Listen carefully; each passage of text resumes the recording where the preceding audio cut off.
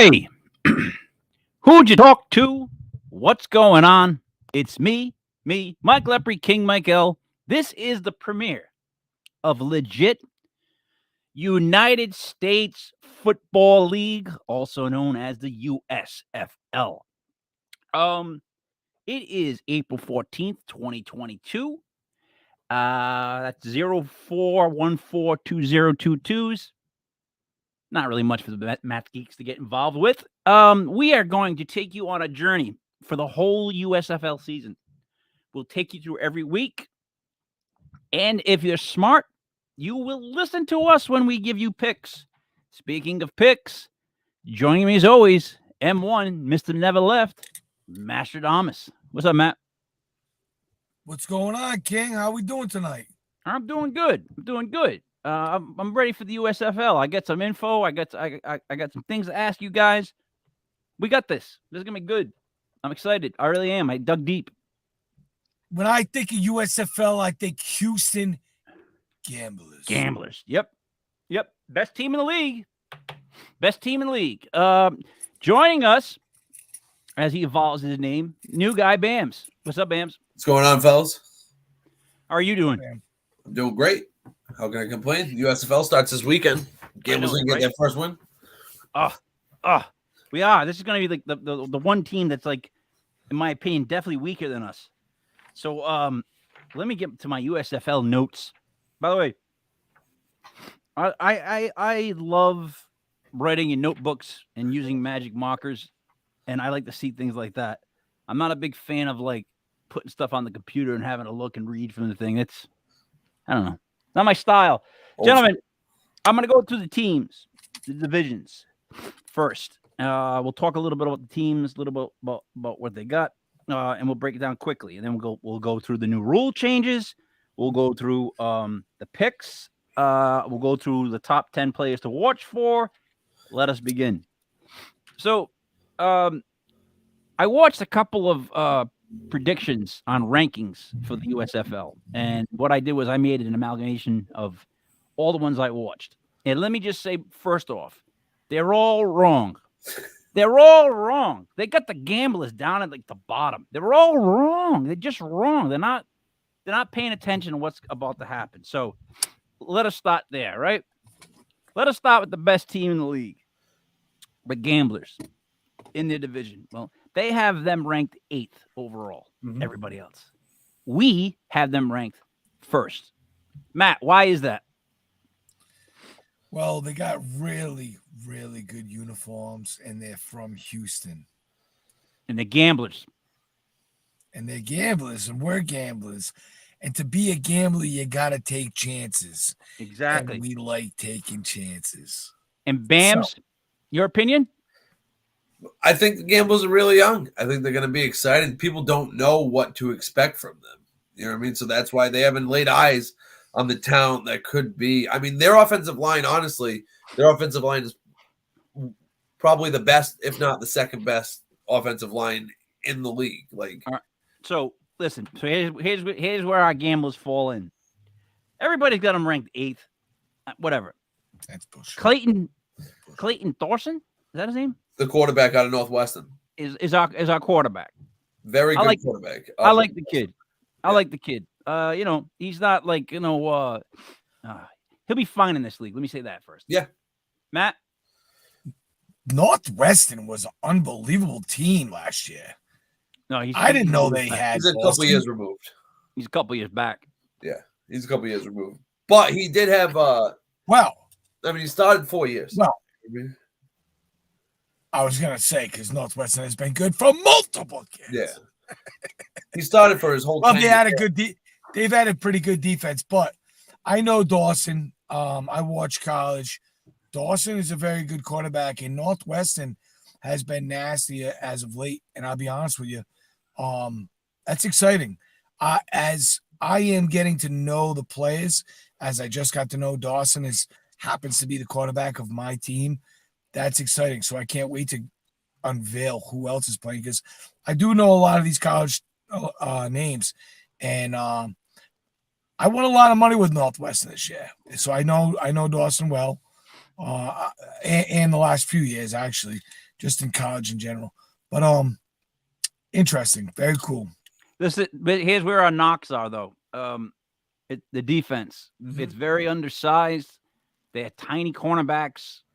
This is a very wide receiver driven league. Whether they're NFL players or not, this is wide receiver heavy, and we're small in DBs. Linebackers are small, linemen are small, and we lack depth. So our defense seems to be rough, but they're young. So I don't know. I think anything can happen, right? Yeah, they lack size. That's the biggest knock on their defense, like you're saying, Mike. But they have a lot of speed too. So I mean, if they can get out and do what they want to do, which I'm sure it's, beat other teams with speed, get to the quarterback quick, cover the receivers on the deep routes, don't let them go. Don't let them get behind you. They could possibly do it. They could upset a lot of people. So wait a minute. The USFL grabs players removed from, like, if they're not drafted or they're the remnants, like, nobody from this year. Okay, but anybody from, that's up for grabs. Yeah. Free agents, any free agent. Even some older guys, like we'll talk about Eli Rogers later, the wide receiver that used to play with the Steelers. Remember? Yeah, I do. Yeah, absolutely. Yeah, he's in the league. He's with the Bandits. So, all right, that's the Gamblers. They have us ranked 8th. Again, they obviously don't know what they're talking about. In the same division, ranked actually 3rd is the Breakers, the New Orleans Breakers. Now, their QB is Kyle. Is it Slaughter? Slaughter? Sloter? Slaughter. So Kyle Slaughter. They've got great running backs, great receivers. I'm not familiar with Kyle. Where's he from? I'd have to look him back up. Hold on. A great defensive line. They lack DBs, linebackers, and they're possibly the best offense in the league. Like overall, running backs, receivers, whatnot. Their whole team. If I get their roster right here, who's their wideouts, King? I'm gonna get it for you right here. Let me go to New Orleans. Day 2. All right, New Orleans Breakers. So they drafted wide receivers: Sean Poindexter, Johnny Dixon, Jonathan Adams, Taywan Taylor, Chad Williams. Again, Matt, these players are all better wide receivers. Like it's a better wide receiver core, like overall. Even their running backs, Larry Rose, Jordan Ellis, like they're going to be good with running backs too. Then they get picked. This is the guys they picked. All right, so they get the Breakers 3rd. They're going to have a really good offense, and the thing is their D line's big, so you're not running on them. They're going to be a tough team. I get it, right? I get it. Bams, anything to say about the Breakers? They got more experience than the Gamblers do. That's for sure. That's one of the toughest things when a league starts like this. We've never seen any of these teams play, so you got to go off of the players that you've seen, even though the systems aren't going to be anything similar to what they've. A lot of the coaches are pretty much cast-offs from the NFL that have run their timeout, like a Jeff Fisher's in the league. You know what I mean? Like, so that's yeah, he's the Panthers coach. Yep. So there's there's some coaches like that we've never seen these guys in this kind of system, and these predictions are just a shot in the dark, pretty much. You know what I mean? They just not when they come from us. No. I'm saying the other ones that you're talking about. Oh, like, yeah. They're talking about New Orleans being the 3rd ranked team or something like that.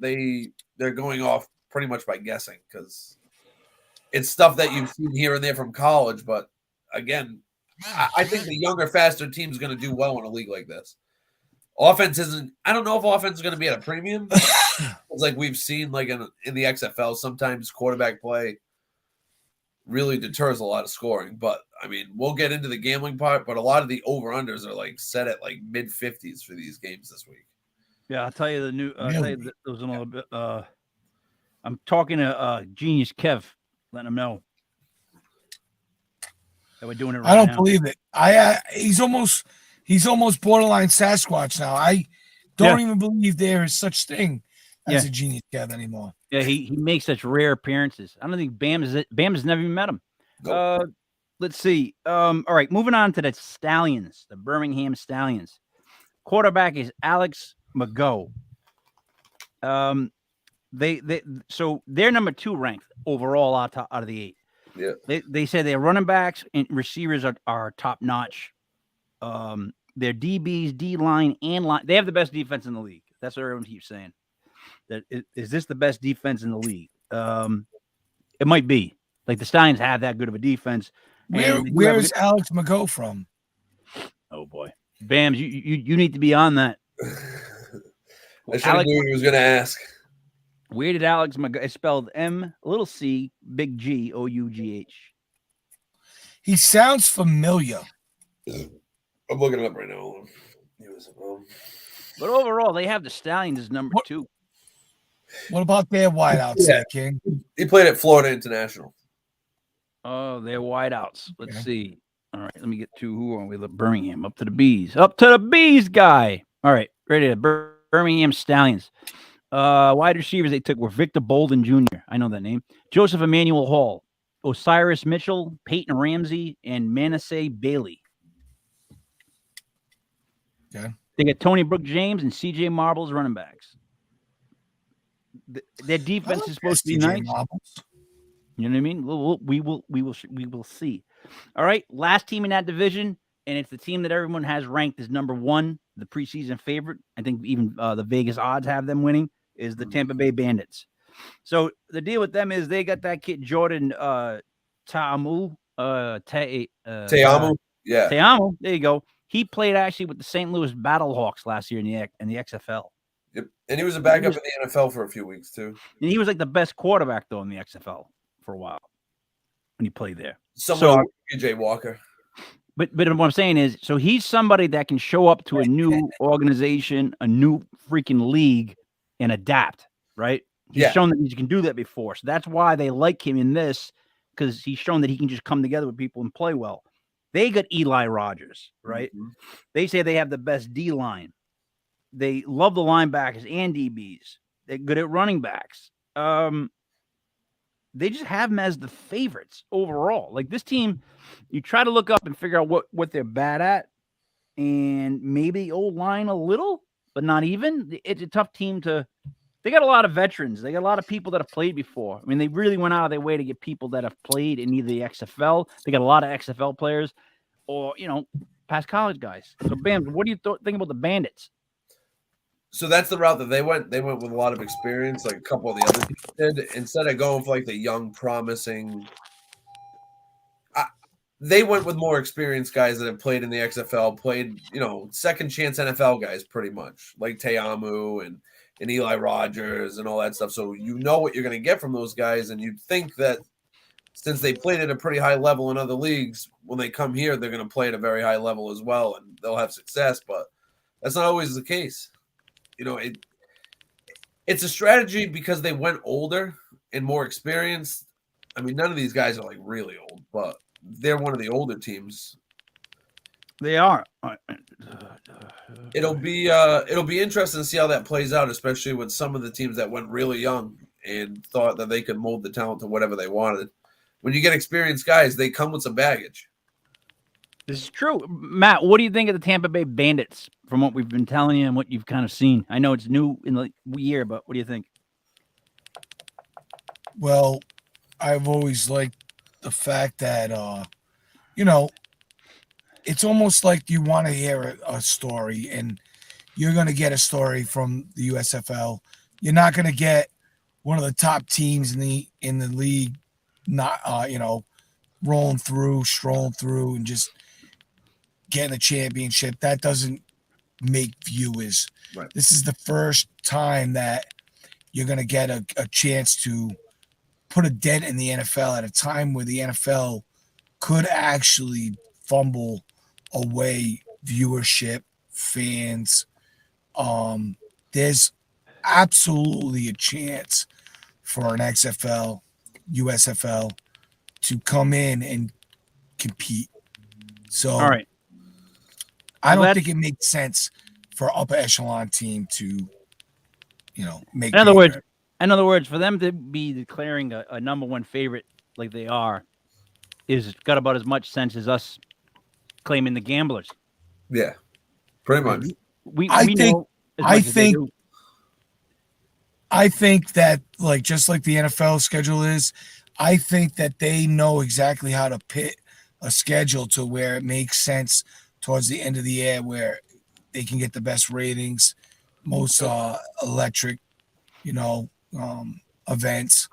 I think that you're gonna see something crazy, you know. All right. I really hate that COVID came. I'm sorry. I really hate that COVID came when the XFL just came back through, because I would have liked to seen what the XFL did. Me too. Check me. Let's go to the other division, and then we'll break down the league as a whole. Now, in the other division, you have the 7th ranked Panthers. So in the Gamblers division, you have the Gamblers as number 8, and they have the other 3 teams as 3, 2, and 1. Mm-hmm. So over on the other side, you get the Panthers at 7th, right?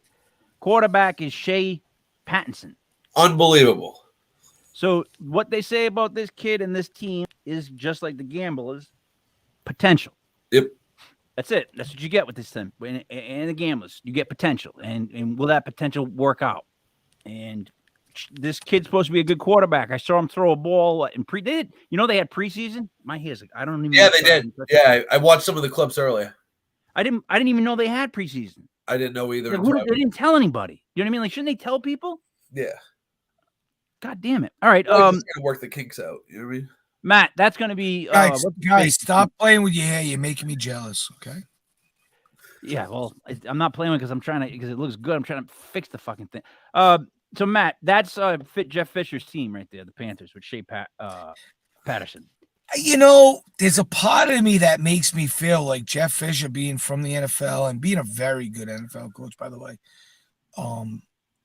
being in there. I don't know the other coaches, so I could be biased, but that could be a statement. That's a big advantage right there. The question is, how much will his coaching? How much does his coaching actually?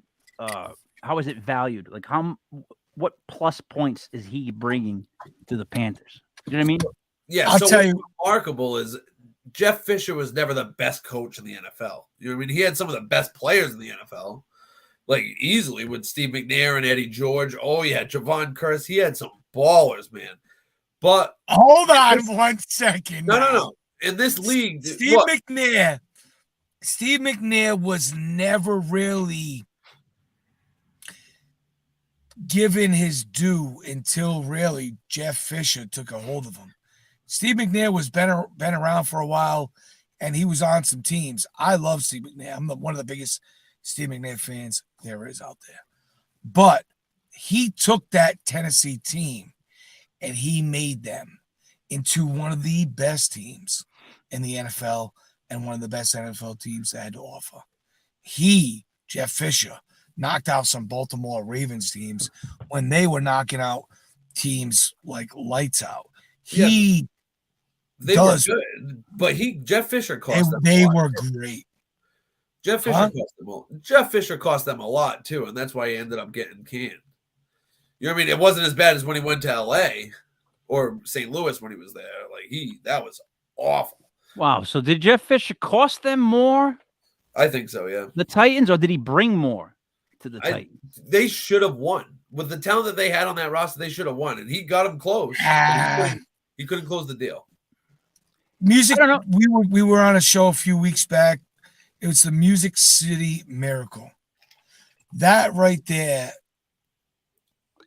if you're a coach and you pull that off, that should give you 5, 6, 7 years. No, you're right. No, I'm being honest. You're right. And I'll tell you this.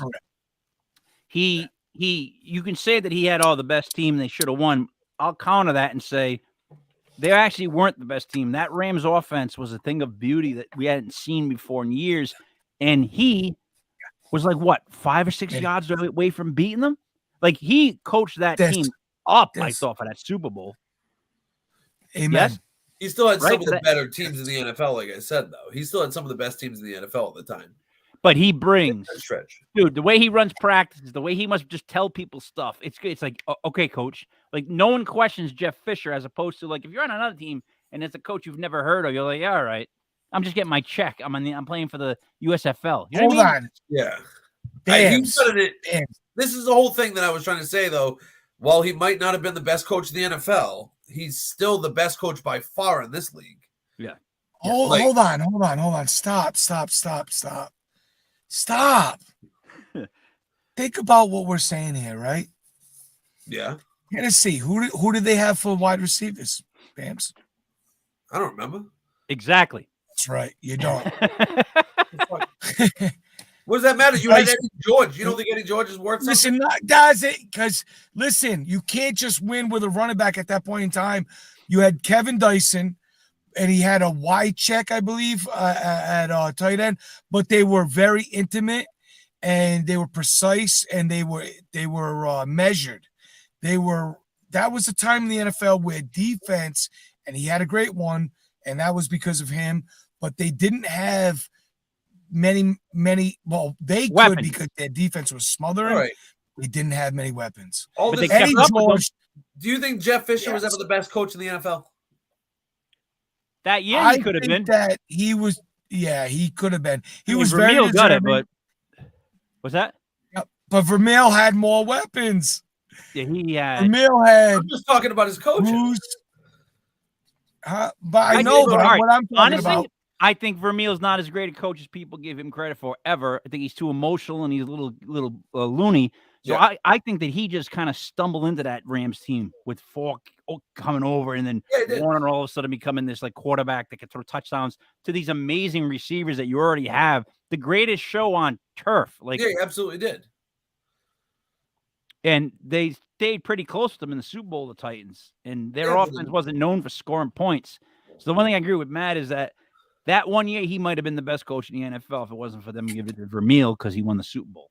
Yeah, I'm saying throughout his career, though. That's the only point I was making was he wasn't ever like you never. Yeah, but thought he's one of the Jeff Fisher best. was I the think- greatest coach of all time. You know what I mean? But by far, in a league like this, he's going to be able to outsmart a lot of these guys because of his experience and just. I mean, he's got a lot of knowledge. I think he could Obviously, pick up. He knowledgeable. could pick up an NFL team today. He could pick up an NFL team today and carry them. There's a reason why teams haven't got out to him. They're both Well, true. He was tied to. Wasn't he tied to some things about Michael Sam and saying that he wouldn't have done what that? Listen, there was reasons Michael Sam was drafted. It was political. We can go a different way. Let's not go on that. Let's way just off. stick to what we're doing. You know. Let's go back to I'm just saying there's reasons the NFL blackballs these people. Jeff Fisher should still be around. No, they recycled too many coaches. There's a lot of coaches that shouldn't have jobs. I don't want to get into that, but he was one of those recycled coaches. After he left Tennessee, he became a recycled coach. we're going to see how he does. Yeah. Guys, in that division, the 6th ranked team is the New Jersey Generals. They have 2 quarterbacks, Ben Holmes and DeAndre Johnson. They have great wide receivers and a great secondary. They may be thin in the middle, but they're going to be a team that scores a lot of points and puts a lot of pressure on opposing wide receivers. But I guess their offensive line isn't the greatest, and like the D line isn't the greatest. So this is a team that you can run on, but they're going to throw the ball. So I don't see how that's going to be. I don't know. What do you guys think? DeAndre Johnson's probably going to start for them. You think Just so? because the promise of him is a lot higher than Luis Perez. I think Perez played in one of the other leagues too. I forget what league it was that I saw him in. But yeah, Johnson's going to be their guy, and they'll see. You know what I mean? With these guys, you just never know what you're going to get with the quarterback position in a league like this. You They never could be know what really you're good. going to get. They could be really good, or it could be really, really bad. Listen, so all right, moving on to the Pittsburgh Maulers.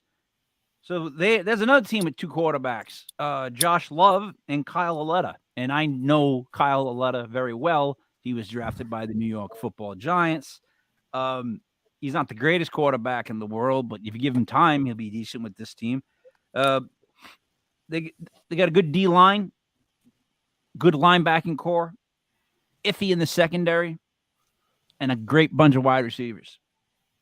But they got him ranked 5th. So I don't know what the knock is against Pittsburgh. I mean, you got 2 quarterbacks. You got one that played in the NFL. I don't know why they're 5th. Matt, why would you rank a team like that 5th? Any experience? Good question. it's basically, I think it's whereabout of the unknown of where all these players are with all these teams. I think being in the middle isn't really a bad place to be, especially when none of these players have played together collectively. So fifth, middle, let's just say like what we started with. Like, I think that this is going to be a story season anyway, because that's how you get viewers. So if you got that good of a league and there's 10 teams, being in the middle, that's where you probably want to be. 8, right? 8 teams. Yeah, 8. Yeah. Hold on. 8 teams? Yeah, 8 teams. But they have they have a kid, Jeff Thomas, who played for Miami. He played for the Hurricanes. That kid is a speedster, man, and he's got hands. If they can get him the ball, he's going to be a problem in this league. There's not going to be many guys like tight end. He's little wide receiver. He's a speedster, man. Like, let's stick to the teams. That was the team. That's on the Pittsburgh Ballers. Yeah, you're right. You're right. But just don't get too. He's a beast, dude. He could be. I agree with you. It's funny because I remember seeing 10 teams because there was so many fucking teams that had red. Right. So every team is in red. All right, I get it. I agree. Philadelphia Stars, QB Brian Scott. They say they got great running backs, great wide receivers. However, their O-line is iffy, and they're good with the linebackers and defensive line. Now, if their O-line is iffy, I could give a about the wide receivers, running back, and quarterback. Right. I don't care. When I hear that, I go back and go, all right, let me reevaluate these guys, because how good are they going to be running around for their lives? I'm going to tell you right now, there's a reason why if you go back and watch this video, the only team blurred is the Philadelphia Stars. Because I hate Philadelphia. I hate Philadelphia. And Matt knows this to be true. So I'm taking my hatred of the worst organization in the whole NFL, the Philadelphia Eagles, and I'm bringing that hatred to the worst organization in the United States Football League, the Philadelphia Stars. That team will blow it somehow. They're going to underperform. They're going to stink out loud. Nice cigar, Matty. You got anything good to say about the Stars? Bam. With that being said, go ahead, Matty. Philly is going to win the championship. Oh, no. I think Philly's going to be the worst team in the league, to be honest with you. Yeah, they're the worst team in the league. I think looking at their roster and how they're like assembled, I think they're going to be the worst team in this league. Philadelphia made. Philadelphia. The people in Philly couldn't put a box together. Even if you gained 3 corners. You know what I mean? Could not do it. I'm a Phillies fan. Dumb as a bag of rocks. All right. So let's get over to the rules change, gentlemen. Here's a couple of rules I'm going to review. Now, 1, 10-week schedule. Okay. 2 players from each team will wear helmet cam. Yeah. Bams, what do you think of that? I like it. I think this is stuff we're going to see the NFL do if it has success in these leagues.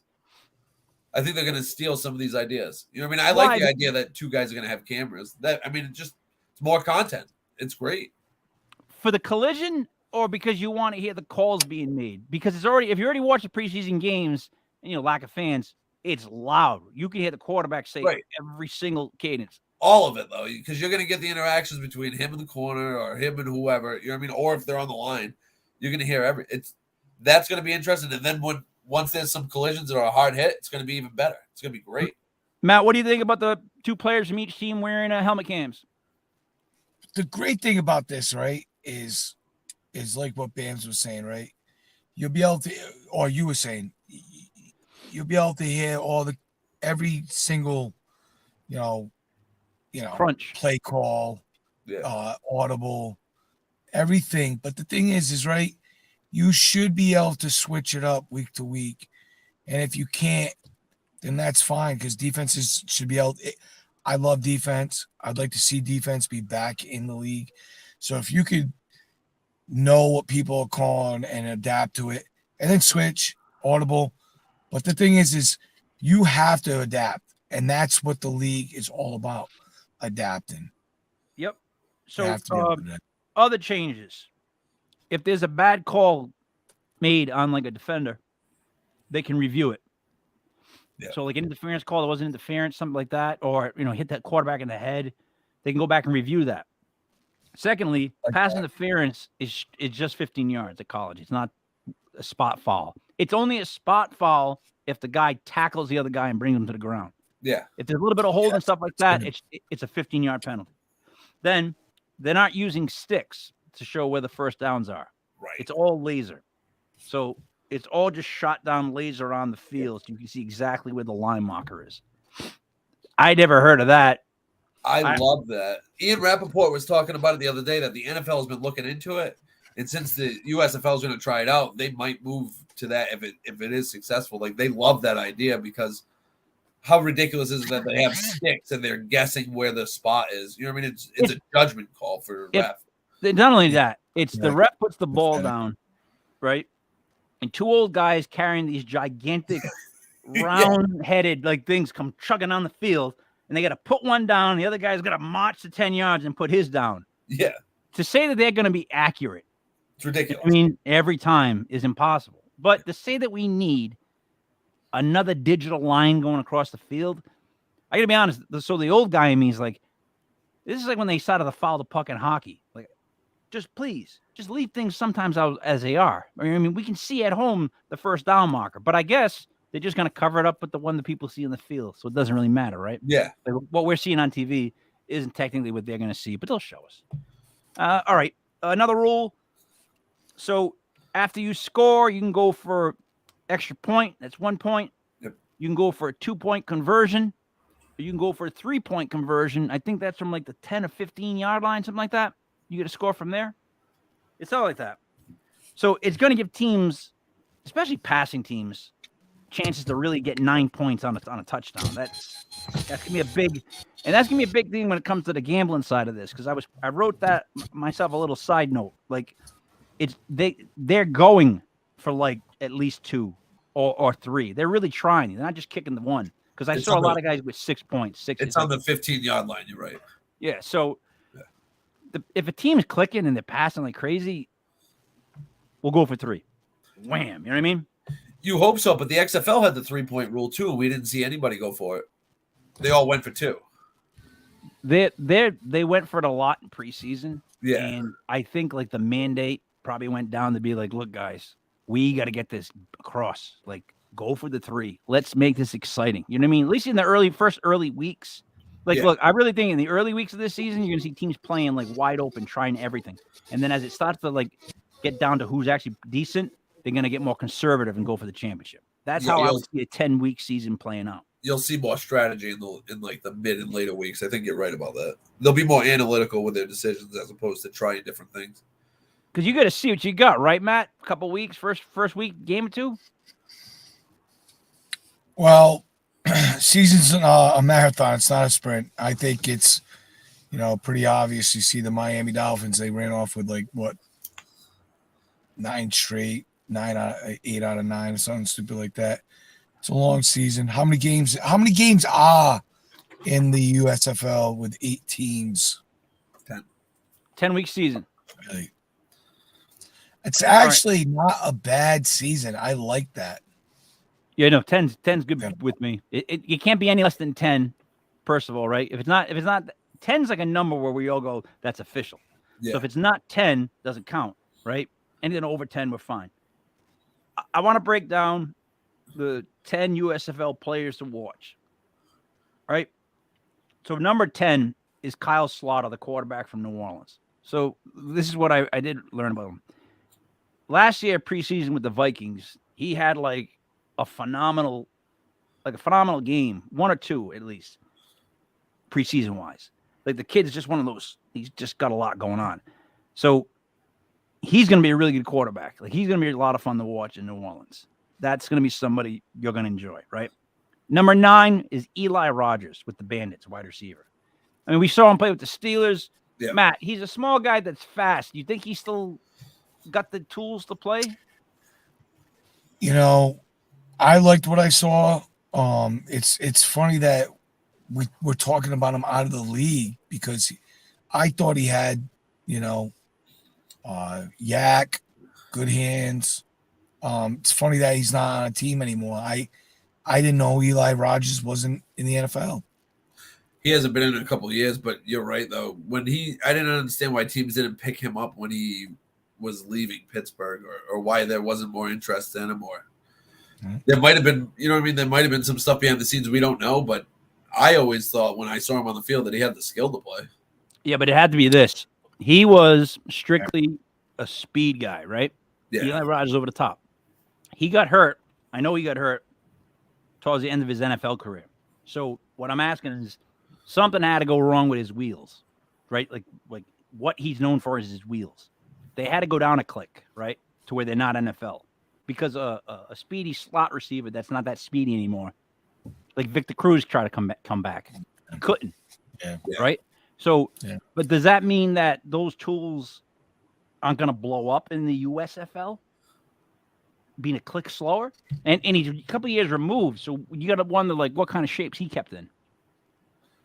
What do you think, Bams? That's going to be something that we see from a few guys, but you're right. I mean, we haven't seen Eli Rogers in a couple of years, so he could be a step slower, but even that step slower in the NFL could still be enough, or even more than enough in this league, depending on who's going to be covering him. And it'll be interesting to see, because he could come out and really show out. Yeah. Yeah. It's Matt, what do you think? I mean, I know you followed Eli Rogers before. That's going to be one of the guys to watch for, like we're talking about. That's going to be exciting. That's a fantasy pick. I would take him on my fantasy team, my USFL fantasy team. Yep. All right, number 8. Finally, somebody from a decent team. Cornerback Jamar Summers from UConn, playing for the Gamblers.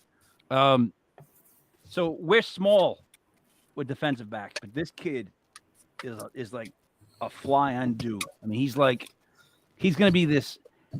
And I truly hope he becomes a number 1 cornerback in the whole league. Like, I want him to be the number 1 shutdown cornerback in the league. This kid, I'm telling you, we have a lot of young players, the Gamblers. And you can say they're undersized, but that's just because they're young, right? They don't have that years of putting on muscle in the gym. They're working their way there. This kid, though, I'm telling you, he's a baller. Jamar Summers, UConn. So, number 7, Kamante Turpin, wide receiver for the Generals. So, where did he play? Because I know him, but I'm trying to figure him out. Kamante Turpin. Maryland? Was it Maryland? Bams, you got that one? I'm looking. It's Kamantee. Maryland is a Turpin. Turpin. Did you ever stop to think that King Kong Bundy was what was his first name was no, not King Kong Bundy, I'm sorry. Kamala, the Ugandan giant. Remember? I remember that, actually. I do know what you're talking about. I'm trying to find this guy, sorry. All right, so anyways, also on the Generals, 2 more players, number 6 and number 5. Inside linebacker Chris Orr. Chris Orr played with the Panthers for a bit. He was an inside linebacker with Wisconsin as a starter. He's going to blow up this league. This is going to be like the Ray Lewis of the USFL. This kid's going to come in I'm telling you, this kid's coming like a missile. The Generals, they're a team that picked up a lot of like stars. You watch. They may not have the best team, but they just got a lot of guys in spots. Like Mike Weber, running back from Ohio State. Yeah. Is that the best back in the league? Might be. Yes. He's got the youth. He's got the legs. He doesn't have the mileage, right? It's a real possibility he can come in and be the best back in that league. So, all right. So that's 3 in a row for the Generals. Now we're down to number 4. Man, they're only getting better as far as what they can do. Kavon Walker, edge with the Panthers. So the dude was leading the XFL with like 4.5 sacks through 3 or 4 weeks. He was just balling out. He's just blown by everybody that tried to cover him. And they try to do something with him in the NFL, but he's still like a project, so he didn't quite catch on. Now here he is going again. If he was doing it in the XFL, I gotta kind of think that they're the same sort of rosters. I have to, in my head, that's the only way that I can put sense to this in a universal sort of way, like the Marvel universe. He's going to come off the edge as a beast with the Panthers. Do you think that makes a difference, Bams, Kevon Walker, putting I pressure think like it that? does. I think you're right, though. I think the rosters, the way they're constructed, are pretty similar to the XFL. And so I think the success he had, hey, he could come in and he could be a pass Like a rusher. Javon Curse. A pass rusher in this league would be just extremely valuable, especially with, struggling offensive lines and stuff like that. Like we've seen, like some guys we don't know if they're going to be any good at the offensive line. This guy can come in and just completely take over a game. Hey, Matty, move the light match in a circular motion when you smoke, when you light the cigar. Go like this with the match as you light the cigar. You'll get the whole thing in one shot. So, Matt, let me ask you this. The supposed best edge rusher in the league also plays for Jeff Fisher. Jeff Fisher has a history of taking guys like this and getting them 14, 15 sacks. You know what I'm trying to say? Like Javon Curse, you just go down the list of guys he'll put on the end, and they play great for him. This kid was the best edge rusher with the XFL. Here he is in the United States Football League with Jeff Fisher on a good defense, if not great. I think he's going to be brutal. Number 3, the other back that would be in the conversation, Devion Smith with the Maulers. Really strong runner, played with the Vipers, and he was the top XFL rusher. So when after those 3 or 4 weeks, the top rusher in the XFL was Devion Smith. So there's another kid that showed that he could go into a league like this and perform right away. So you gotta put him down there, all right? Second is that guy Jordan. You can say his last name, Ta'amu. Tiamu, yeah. Tiamu. So he started at Ole Miss. He was King, look at my cigar. It's totally lit. No, not really in the middle. He led the XFL. Bam, you can see where it's not lit. Yeah. He led the XFL as a QB. Yeah. I mean, the same QBs weren't there then, but if he did it then, what's to say he can't do it now, right? I would think that he's going to come in and have immediate success in this league. And then finally, probably the best player in the league, if you want my honest opinion, Davin Bellamy. Plays for New Orleans. He's an edge rusher. Formerly of the Georgia defensive line, Davin Bellamy. You play on the Georgia line in the last couple of years, and you're not in the NFL, you're going to do a hurting on people. He's going to be a beast in this league. Like, he's going to take over. Feel like he shouldn't be there. Ben, what do you think? Being a starter in the SEC and a very good starter at that, he's going to do very well in this league. I think you're right about that. He's going to come in and dominate immediately. Matt, what do you think? I think he's going to be a bum. One guy that I'm surprised isn't on this list is John Franklin III. From? He played at Auburn in college, and then he caught on with the Chicago Bears. He was a wide receiver and corner.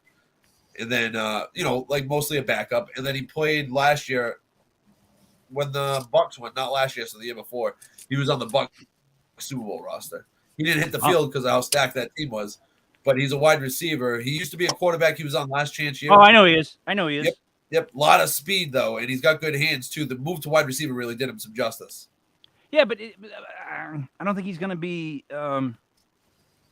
like a standout wide receiver compared to some of the other receivers they got in this league. I think that's the difference. I think the XFL didn't draw. Look, in general, if you want the truth, we just have an abundance of wide receivers. Like they're going to do like a commercial with Sarah McLachlan singing and how you can adopt a college wide receiver. You know what I mean? Because like there's so goddamn many of them, right? Yeah. And they all can't play.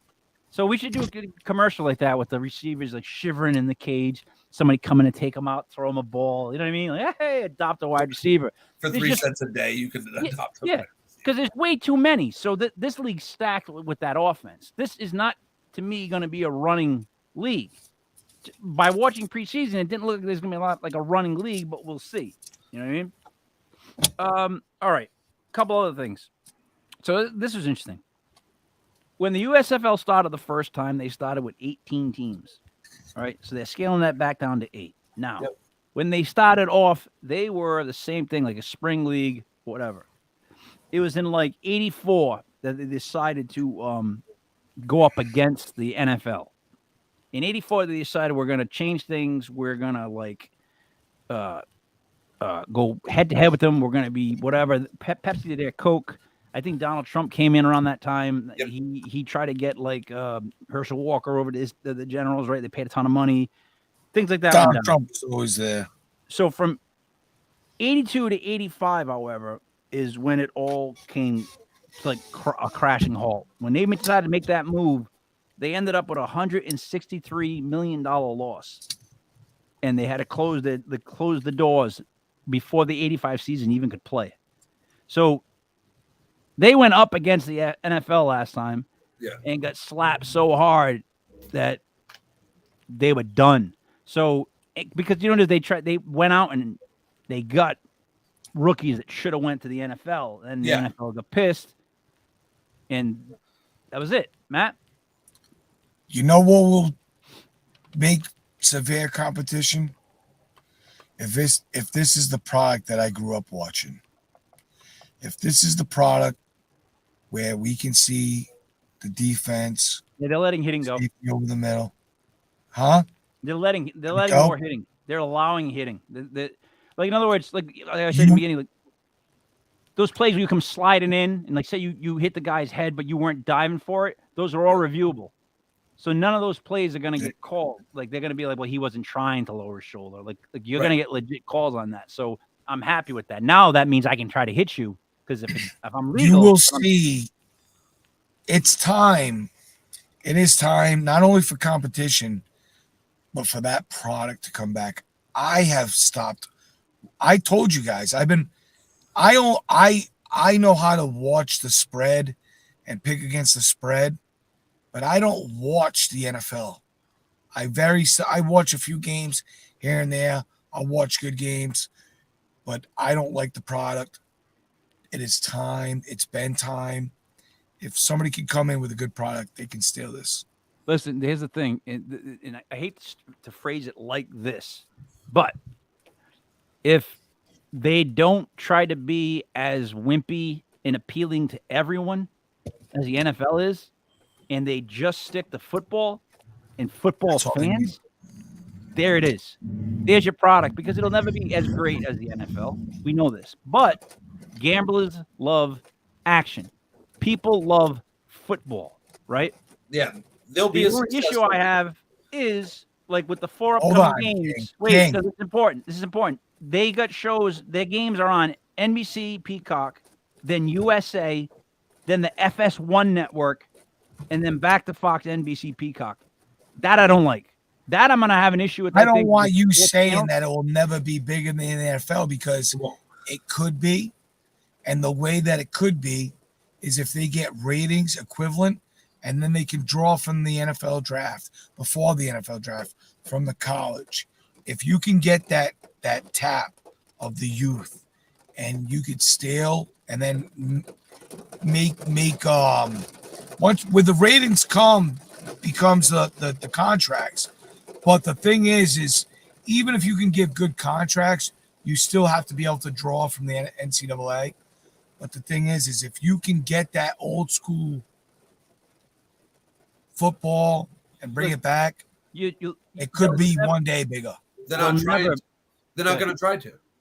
No, the thing is, they'll never be bigger than the NFL, because the NFL will never let it happen. If they really wanted to, they'd swat them out of the air right away. The NFL's allowing this because the XFL is going to partner with the NFL, and the NFL's version of USFL next year will be the XFL. And then you're going to see USFL go up against the XFL, and that's going to be the actual competition for spring football. Right. So I do think spring football is going to be here, guys. Like, I think people want it. I just don't know who's going to be the final winner. You're right. Spring football is going to be a real thing, and that's what these two organizations are trying to do. They're never going to try to go up against the NFL. They won't be able to do it. The NFL will literally squash anything that comes anywhere next to them. They're a monster right now. Too much loyalty, too, between all the coaches that are in the XFL, the player, and USFL, the players. I don't think not only that, but the TV deals that they've signed and the money that's flowing through the NFL, stadiums they're using. Anybody could even come close.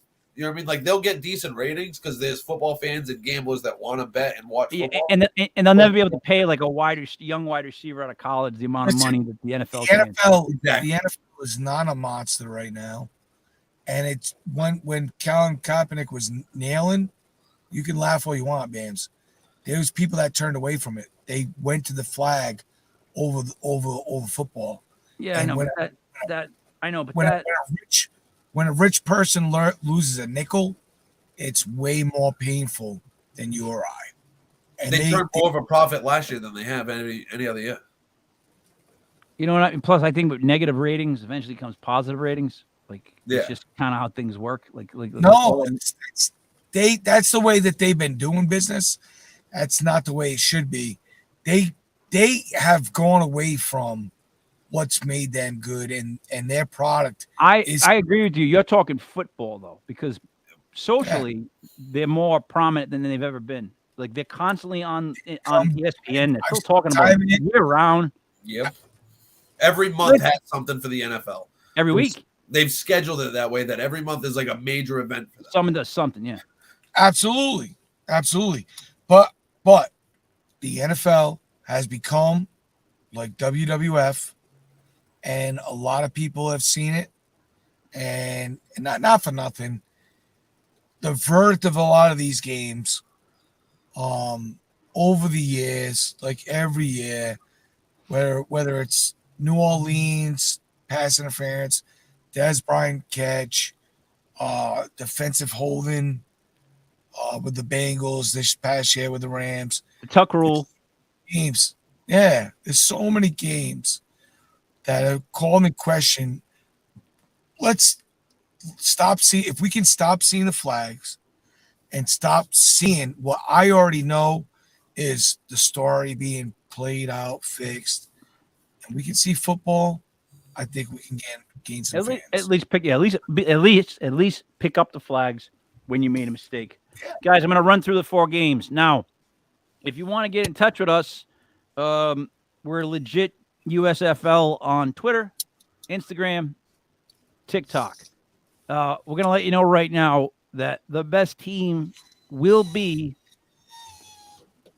the Gamblers. That's just a fact. I don't know how else I can explain that to everybody. If you don't get it, you probably won't. So here are the 4 games, gentlemen. And you could tell Vegas has no idea what's coming. But wait till you hear the spreads I got. The Gamblers at the Panthers on Saturday night, right? That's the game. No, I'm sorry. Let me reverse this. The Generals play the Stallions on Saturday night, 7:30. It's the opening game. The spread is the Stallions minus 2.5. The over-under is 42.5. Now, by what we've been talking about these two teams, the Stallions have Alex McGaw. They got a running back good, wide receivers good defense. Overall, Stallions have a great defense, right? The Generals have a bunch of weapons. What do you see happening in this game, Matt? And does home field matter at all in this? There is no home field. They all play in Birmingham. Yeah, they all play in that one spot, right? So yeah, they all play in Birmingham, Alabama. Yeah, it's all in Birmingham. But my point is, yeah. I know that, but does home field matter for this game? Because this is the Birmingham Stallions playing at home. Probably not. Well, you say probably not, but the first game, Birmingham, they're probably giving out tickets. No, for Alabama, they're probably like, "Hey, go, fill it up." Listen, if they're handing out tickets, that place is gonna be packed. I've been to Birmingham. Birmingham is when you get off the airplane, and when you start going, all about, it's ghetto. I'm talking like I've been around the world, I've been around the country. And there's a few places where I can call ghetto that I can actually say is ghetto. And I've been to places that I don't really consider, ghetto, like slums, Little Rock, Arkansas slums. Birmingham's ghetto. You'll get shot. So you're saying all these games are being played I'm saying right now they ain't nothing to do. So if you're giving out tickets in Birmingham, that place is jumping. Oh, man. So we might get shots up in the air during touchdowns. right? Possibly. If you're giving out tickets, you got gangsters on inside. So I'm saying, all right. So Matt, who do you like in this game? The Generals with their playmakers coming to the Stallions with the best defense in the All right. league. First game, 2.5, 42.5. And it's funny that it's 2.5 because it's going to be an unbelievable game, right? You got the Generals, who are going to be one of the best teams, and you got the Stallions that are at home. This is going to come right down. It's going to be an under, and I think you got the Stallions covering. But it's going to be a great game. That's going to set off the whole season right there. All right. Bam, just a second. Who do you got in that game? I'm gonna take the Generals money line in the under. I don't think there's gonna be buckets. I agree. You know what I mean? Like I don't think it's gonna be like a high scoring affair, especially with the All right, new rules and stuff. So I got the under. So Maddie's got the Stallions covering and the under, and you got the Generals. No, I got the no, I got the Generals. Okay. You said Stallions. Did I? Yeah. Yep. You got the under and the Generals. Bam. No, what I meant is the Stallions are going to make a great game out of it. Generals come up on top, but it is going to be I got the Generals in the under. All right. So you both have the Generals in the under. Matt's got the plus 2.5. And Bam, you're taking them outright. Yep. Yeah, I'm gonna take the money line on that. I'm gonna take the Stallions at home and the over. And then after I win, I'll explain to you guys why it is that I won. But the defense is going to cause a lot of problems. We'll still see some points. I'm still going with the over and the Stallions. All right. Sunday morning, 12 o'clock on NBC, Peacock. Our and your Houston Gamblers take on the Panthers from Carolina. Panthers are favored 2.5. Again, same spread, 2.5 across the board. Over under 42.5. I'm going to go first. Take the Gamblers and the over. So take the Gamblers plus 2.5 and the over of 42.5. Bam, you're second. I'm gonna go with the Gamblers, the plus 2.5. I'm gonna lay them with the spread, and then I gotta go with the under. I still don't see a flurry of points from either of these teams. All right. One team Matt? would have to score 30 points. This is great, right? Because you told me there's going to be a 10-game schedule, so the Gamblers are going to get a chance to avenge this game towards the end of the year. They're going to, because they're going to lose this game. They're not going to lose another until they face them again, and they will beat them again in Week 11. And then, so you're going with the Panthers. I'm going to go with Jeff Fisher. Coaching's going to win out right here. I'm going to go with the Panthers. Yep. And I'm going to go with the over. How dare you bet against the Gamblers, by the way. It's going to be the only time all year. Swear to God, do it here. Next game, it's 4 o'clock on the USA Network. It's the Philadelphia Stars against the New Orleans Breakers. New Orleans is favored by 2.5. The over-under is 43.5. Bam, you go first. I'm going to go with New Orleans. I'm going to go with the points, and then I'm going to take the over. I think New Orleans is going to score a bunch of points. I think they're going to end up turning out to be like one of, if not the best offense in the league. I think they drop a ton week 1. Yeah. I agree. Matt, what do you got? I'm going to go with New Orleans and the over. I think that they're going to turn out to be one of the best teams in the team. You know what, though? I'm also going with New Orleans and the over. But that's because I think Philadelphia is going to turn out to be the absolute worst team. That in the league. too. But I think All New right. Orleans offense is going to be good.